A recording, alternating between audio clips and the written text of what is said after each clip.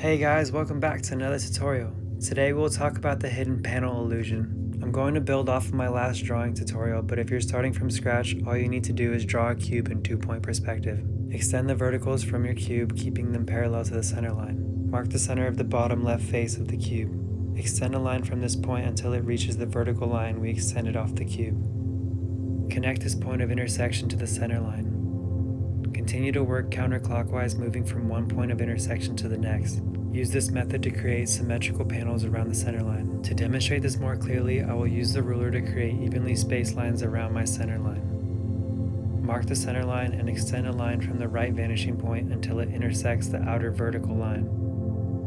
Extend a line from the left vanishing point through this point of intersection until it reaches the center line. Every line unlocks the next point of intersection to continue connecting the panel. If done correctly, the panel will connect perfectly. This technique is important because it can be used starting from any point of intersection. This time I'll start with the top two lines of the panel, and you'll see that the bottom two lines of my panel connect perfectly.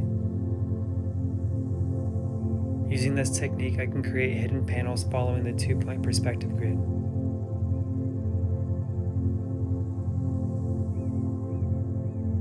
Now you can see why my hidden panel connects perfectly at the center line.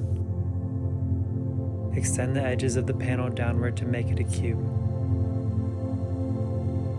For my next hidden panel, I will mark the bottom of the cube closer to the outer vertical line, so that the panel will just barely be sticking out behind the cube. Drawing shorter verticals from your panel will turn your cube into a thick tile.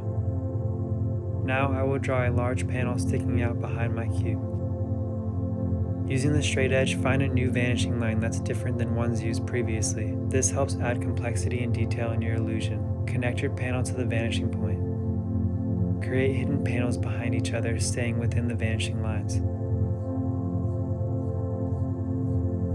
Creating panels receding into the vanishing point is slightly different than creating panels around the center line because there can be a fourth vanishing line restricting it instead of just 3 parallel lines.